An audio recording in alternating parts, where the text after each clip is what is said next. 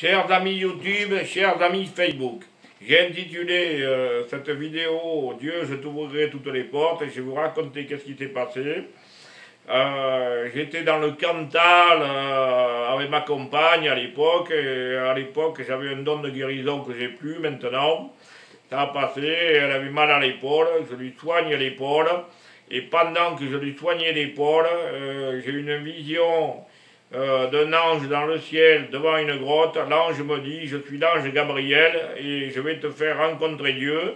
Mais pour te faire rencontrer Dieu, il faut que tu récites 3 fois le Notre Père et 3 fois le Je vous salue Marie. Alors moi, je ne savais pas qui était l'ange Gabriel.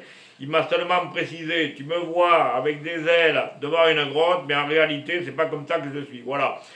Donc, moi, je reviens de ma vision, j'en parle à mon ami qui me dit: mais l'ange Gabriel, c'est l'ange qui a annoncé à la Vierge Marie qu'elle allait enfanter du Christ.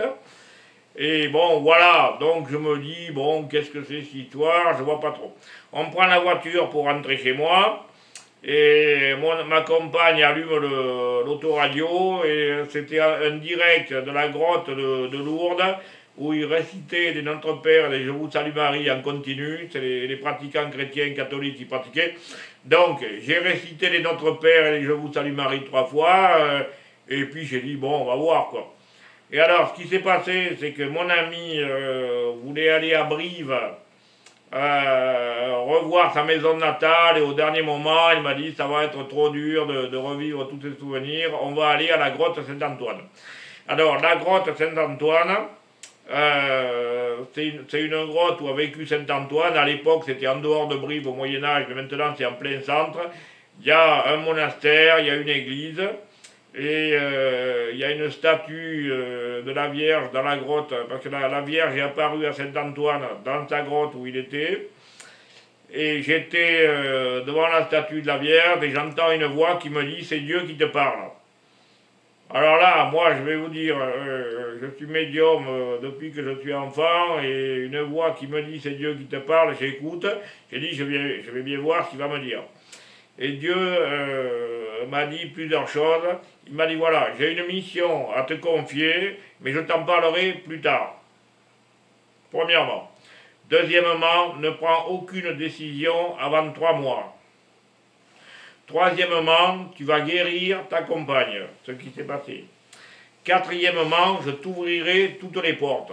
Alors là, je t'ouvrirai toutes les portes. Moi, je ne voyais pas trop, parce que, bon, quand j'arrive à une porte, moi j'ai la clé, et je vous passe, je vais vous raconter une histoire extraordinaire. On était avec ma compagne à Lourdes.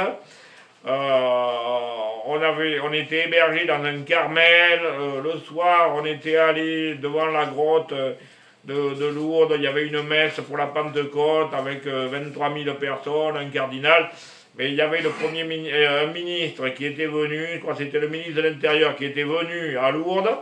Et quand on a voulu revenir au monastère, on avait la clé pour accéder à l'arrière du monastère, mais on n'a pas pu parce qu'il y avait un garde avec une mitraillette qui nous a bloqué l'accès. Et il nous a dit: vous faites complètement le tour du quartier, et là, c'est fermé, vous n'avez pas le droit de passer. Et quand on est arrivé devant le monastère, moi j'étais épuisé. Il était 2 h du matin, la porte du Carmel était fermée, c'était un gros bloc en fer fermé. Et là, je me suis mis en communication avec Dieu, et j'ai dit: bon Dieu, tu m'as dit je t'ouvrirai toutes les portes. Qu'est-ce qui se passe là? Parce que la porte est fermée, on n'a rien pour dormir, je suis fatigué, demain je vais aller à la grotte, à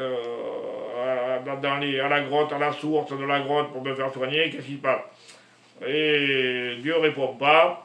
Et ma compagne se déplace d'une 30aine de mètres. Elle me dit: viens voir, viens Jean-Luc. Il y avait une petite porte en bois de 80 cm de haut, 40 cm de large, qui était ouverte.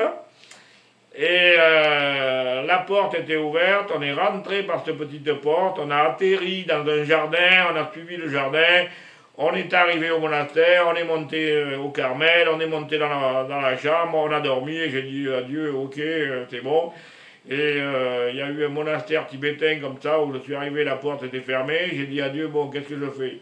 Et Dieu m'a dit, tu tapes un numéro au hasard sur le digicode, parce que pour ouvrir la porte du temple tibétain, il y avait un digicode. Je fais un numéro au hasard, la porte s'ouvre, la porte s'est ouverte pendant 3 jours, et je pourrais vous en raconter des histoires de porte comme ça pendant tout l'après-midi, mais ça m'a halluciné. Il y a des endroits dans Sarlat où j'avais jamais pu rentrer, quand j'y suis allé, la porte était ouverte.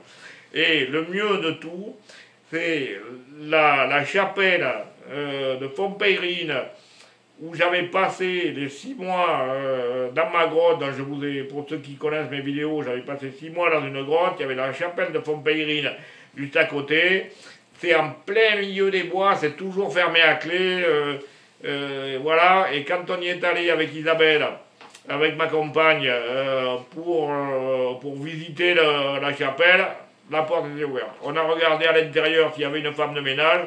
Il n'y avait pas de femme de ménage, il n'y avait personne. La porte était ouverte, on a visité. Et dans la chapelle de Fontpeyrin, il y avait une statue de Saint-Antoine. Voilà. Vous me croyez pas, c'est pas grave, c'est comme ça que ça s'est passé.